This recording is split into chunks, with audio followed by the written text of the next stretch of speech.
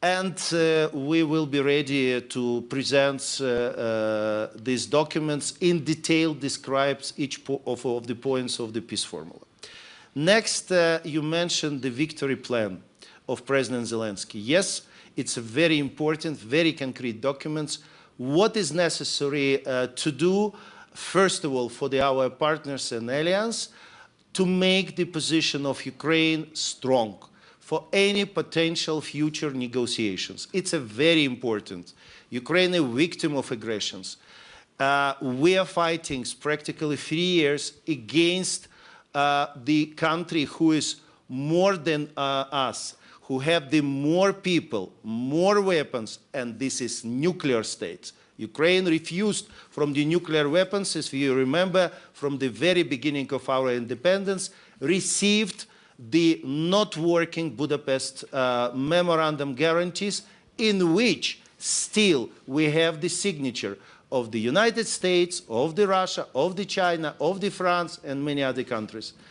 I think all these documents it's basic documents in which now in the consultation with the new administration of the elected President Trump and other alliance, we can go forward for the concrete steps to prepare to make position of Ukraine strong, and of course to go to the end of this war by the just peace. No more than Ukrainians want to end this war. Mr. Stoltenberg, with your tenure at NATO from 2014 to 2024, that's the year of Russia's first invasion in 2014 and then the full-scale invasion years later. Do you see we are getting closer to 2025, being able to put an end to it when it comes to the invasion that started not in 2022? Unpredictable, so I'm very careful to predict exactly what will happen in 2025. Having said that, it's absolutely within reach to end this war this year, not least because Russia is paying a very high price. Yes, the situation is difficult on the battlefield. Yes, Russia is pushing and gaining some territory, but Russia is also paying a very high price. You know, this war started, they thought they were able to take Kyiv within days and Ukraine within weeks. That failed. The Ukrainians have been able to liberate 50% of the territory that Russia controlled in the beginning. They are losing more than 1,000 men per day. The casualty rate is like 1,000. And they have been able to put their economy on a war footing, but the reality is that they're paying a very high price. Inflation now in Russia is officially around 10%. In reality, most likely much higher. The interest rate in the national bank is 21%. And they have an urgent lack of workforce because hundreds of thousands, millions have perhaps left the country. Many are at the front, many casualties, and then many are now working in the defense industry, so the rest of the economy is really suffering. So this is not the time to reduce the pressure on Russia. It's actually the time to step up, to convince them that they have to sit down and negotiate a just peace. And let me just say that Andrei, Yermak and the political leadership in Ukraine, we should all thank them. Because they have demonstrated leadership, they have demonstrated and showed the world what courage is, and they have now for close to 3 years fought the full-scale invasion of Ukraine, and actually since 2014, as you said, been fighting against aggression from Russia. So my main message, also coming back from Washington this morning, actually, I've been there for over the weekend. I met many people, both in the outgoing and the new administration, and it's absolutely within reach to convince the United States to continue the military support to Ukraine. With Europeans stepping up, that will give Ukraine the military support they need. To what extent, Mr. Yermak, do you want to see the Europeans stepping up now with the Americans, ideally, as we're waiting to hear more from the new administration? Because Mr. Stoltenberg mentioned the price that is very high for Russia to pay. But this price for Russia to pay has been getting only higher ever since the full-scale invasion, and that has not stopped Russia. First of all, necessary to be honest. Why, after the full-scale invasion, we, with Mike Mayfold, decided to create the group for the sanctions? Because we saw in the beginning the sanctions which was issued look very good, but practically not work. Unfortunately, and this is the truth, we are from the first day, the big group of experts, international group, analyze each sanctions, give recommendations, criticize some sanctions. It took a long period of time. For example, just in the end of the terms of the previous already administration in White House, we saw the real strong energy sanctions. All the sanctions worked. It's not true, and the Russia tried to look that everything okay. It's not okay. The Russian economy, it's in the bad situations, and it will be increased. It's necessary to continue to work for these sanctions. But of course, if you ask about the Europeans, the President Zelensky was very clear and very honest in his address yesterday. We need to keep the unity of the Europe. We absolutely need close cooperations and close unity between European countries and United States. Without one of these elements, this support will be weak. It means that our job today, and thank you, Jens, I know that he's deeply understands how it's going, how it started, and his meeting in DC and other alliance, other leaders, it's very important. We can't lose just 1 minute, 1 hour, because this terrible war is continue. We need very quickly make everything, the new administration will be in the same level of understanding what in the land, what in the front line, what our strategy, and why we continue this consultation. And I hope that the meeting between President Zelensky and President Trump will take place as soon as possible. It's extremely important, because how said President Zelensky yesterday, I very much appreciated that President Trump expressed his energy and his readiness to end this war by just peace. I'm his partner in this. I'm ready to work together. But there's, we've heard from Donald Trump during the campaign, so yes, it has to be looked at as some of the campaign narrative and campaign promises regarding that he would be able to finish the war in 24 hours, to put an end to it. Then that's the exchange we've heard about at the first 100 days, then we've heard about possibility of rather going into 6 months. The views that I've heard are about anything regarding 24 hours would be the worst case for Ukraine. So taking 100 days or 6 months is a better option for Ukraine. What do you think? How can the American administration step in there? Well, first of all, I think that we need to realize that everyone wants this war to end. The challenge is that the quickest way of ending a war is to lose a war. But that will not bring peace. That will bring occupation of Ukraine. So the challenge is to end the war in a way that Ukraine prevails as a sovereign, independent nation in Europe. That's the challenge. And I don't think we can change Putin's mind. I believe that Putin has as an ambition to control Ukraine, to put in a puppet government in Kiev. But I think we can change his calculus, that if the price he has to pay to achieve that goal is too high, measured in the number of forces lost on the battlefield every day, measured in the number of armored vehicles, military equipment lost on the battlefield, but also measured when it comes to the economic cost, inflation, overheating the economy, high interest rates. Then he may change his calculus and actually be willing and be forced to sit down and negotiate, agree, a just peace for Ukraine. And the only way to get there, to change his calculus, is to provide weapons to Ukraine. So the reality is that the more we want peace, and the sooner we want peace, the more weapons we have to deliver to Ukraine, and the more commitment for the long term. Because now Putin believes that he can just wait us out. If we have strong, credible commitments for long-term military support to Ukraine, the war will end sooner. And then on the United States, I cannot speak on behalf of a new US administration. I've spent some days there, but of course I'm not speaking on behalf of them. We have to listen to what they say and what they do. Second, there are some questions asked because of some statements that has been given. But yes, on Monday, on the day of the inauguration, President Trump stated that it has to be peace to strength. And he wants a deal. And if you want a deal, you need leverage. And the leverage we have on Russia is military support to Ukraine.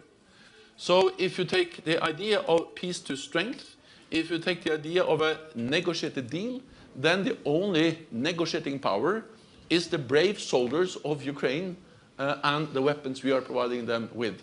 So if the US continues to provide support, if Europe steps up, and we have a credible framework to do this for the long term, then I actually think that we can change the calculus and force Russia to accept a peace which is just and lasting.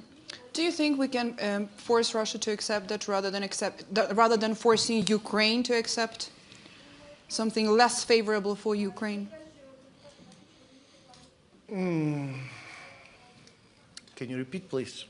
To more understand. Yeah, of course. Mr. Stoltenberg just said it's about forcing Russia into accepting, building the leverage over Russia. I'm trying to figure out, you know, when it comes to this leverage to be built, 3 years into it, how much more leverage can be built over that? But I'm trying to figure out about how to make sure that it's Russia that is forced to accept certain deals and not Ukraine that is forced by partners to accept deals that are not so favorable. Look, in this sense, the President Zelensky very clear. He never go for any compromise for the independent territorial integrity and sovereignty of Ukraine. And why we are talking always that Ukraine need to be strong in any position? Because honestly, we are fighting practically 3 years against country which is more times bigger, more people. This country not democracy. Please don't forget about it, because for them, life of the person costs nothing. They absolutely, it's reality. They lost thousands, and thousands in the territory of Ukraine, thousands in the Kursk region where we are still. It means that this is a lot of things against which we are fighting. And this is, we need to be in some potential conversations. First of all, in the equal position. When these languages which not work with us, of ultimatum which we are listening, if you just please look what news appeared from Kremlin, from these mad people. Ukraine and Moldova will not exist up to the end of of this year.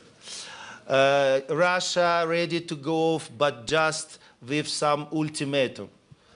It's demonstrated that they wanted to end this war. It means that it's necessary to create the situation, then they have no chance not to go to the end of the war.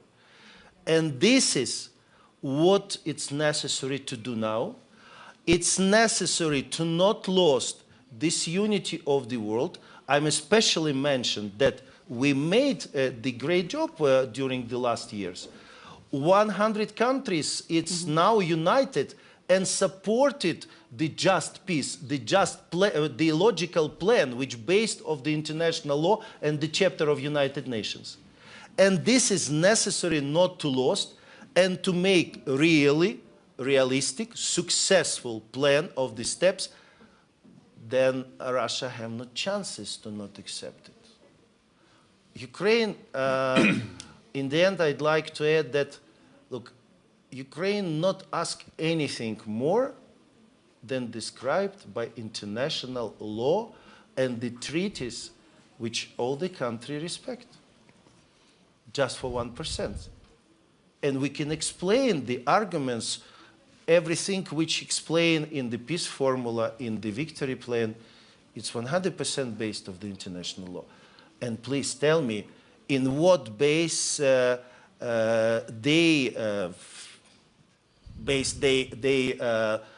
wishes and requests only met wishes of dictator Putin. I want to ask you regarding Mr. Stoltenberg, regarding Ukraine's NATO aspirations, because this is something that you were at NATO when Ukraine obviously applied, but Ukraine's possible future within NATO was cited by Vladimir Putin as the reason for starting the full-scale invasion. But I want to put that aside because Ukraine cannot enter NATO now during the war, but this is what Ukraine needs. And I'm trying to figure out what kind of security guarantees can we produce when it comes to somehow replacing or substituting the security guarantees which did not work during the Budapest Memorandum, but also with the impossibility of having the NATO security guarantees. Because it's not about Putin saying about Ukraine being in NATO and then he started the war. That's a different reasoning on that. Well, I strongly believe that a lasting peace in Ukraine depends on solid security guarantees. Because the first step towards peace is some kind of ceasefire. At least that's very often the first step. And then a line is agreed. The challenge is that we have seen agreed lines in Ukraine before. After the annexation of Crimea and Russia went into Eastern Donbass in 2014, we got the Minsk I. And that was the ceasefire line. The problem was that Russia violated that just after a few months.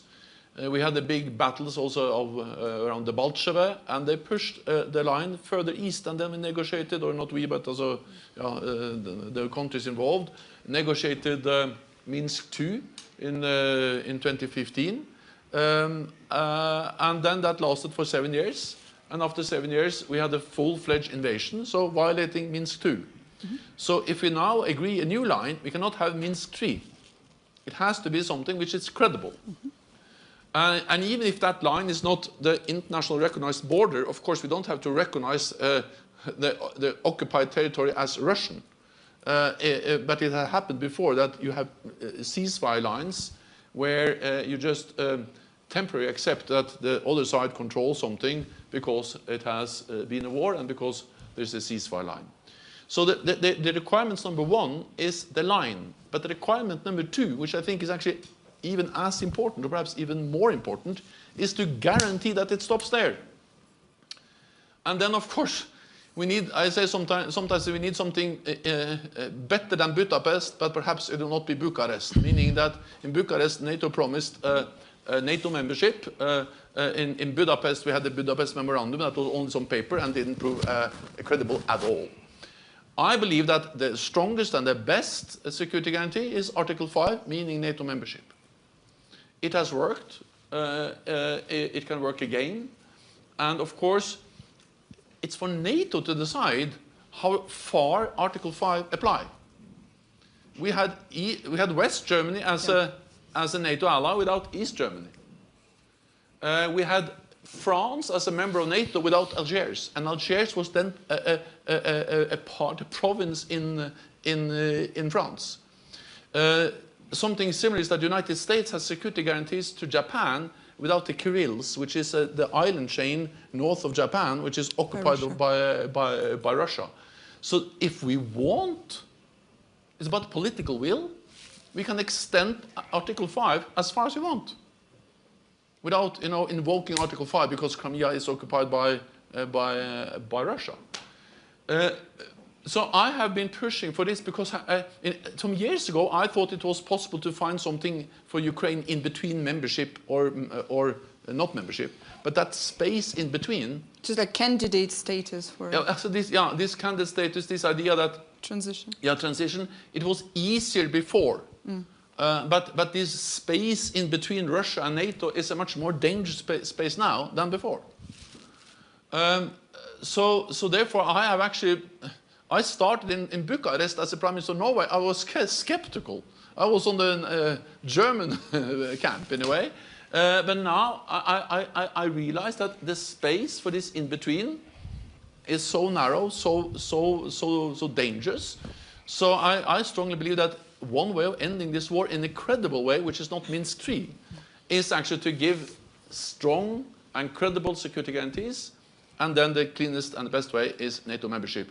Of course, I realize that it is not enthusiasm for this in all capitals. So then maybe we also have to consider second-best solutions. And those second-best solutions are, first of all, and that will apply anyway, is to arm the Ukrainians to the teeth. Because if there was anything we did wrong in 2014, was that we didn't arm Ukraine from 2014 until 2022. And let me add, until I think it was 2017 or 2018, this was a big discussion inside NATO. Most allies said no lethal aid to Ukraine because it could provoke Russia. It was President Trump that made the decision to start to deliver lethal aid weapons to Ukraine. And javelins. Javelins. And we remember, I said it was a big discussion. It was controversial. And so again, if you're concerned, I can again not promise anything, but last time I worked with President Trump on these issues, actually he helped us. And especially javelins, it was the weapons which help to liberate the Kievsky region. Because don't forget that we are started to receive the serious ammunition. It's in some months after the starting of the full-scale invasion. And one thing I'd like to add. During we are discussing the question of NATO, please don't forget, North Korean soldiers already very near of the border of the NATO. It's a very important signal. And this is about the security, not just for Ukraine, it's the security of the all Europe and in the end of the all of the world. I have to open the floor. Yeah, let's go. We're going to take a few questions if we have. We do have 4 minutes and a half. I'm going to be very strict here. Please, let's go. Can we have the microphone here in the first row, please? Just keep it brief, please, okay? Thank you. Thank you for your time. Ishan Tharoor of the Washington Post. Mr. Yermak, given realistically what Ukraine can expect from concessions from Russia or the reclamation of territory, what is the difference between a just peace and a frozen conflict?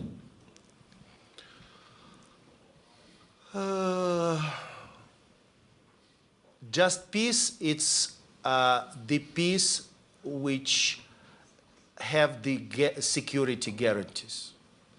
The frozen, it's you have for some period of time, and we have very bad experience of the frozen conflict.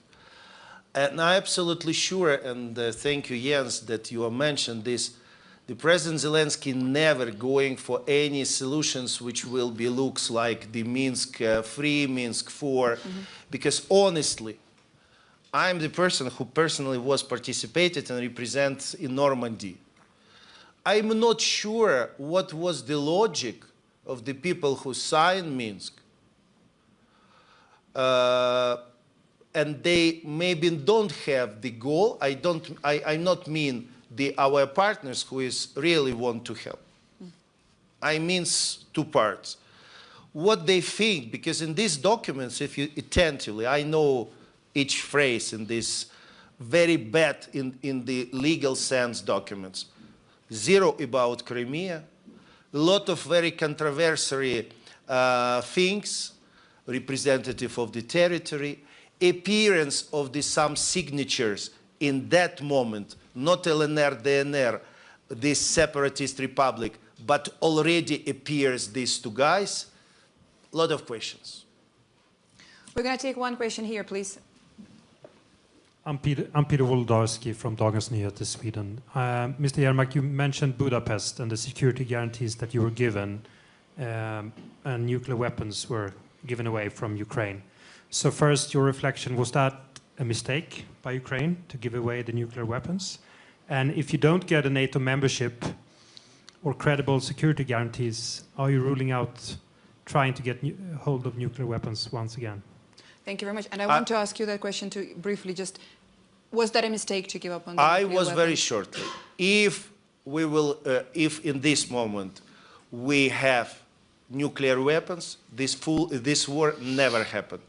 Next, please imagine what happened next morning if it's not acceptable for us, but if this end of the world will be not by just peace.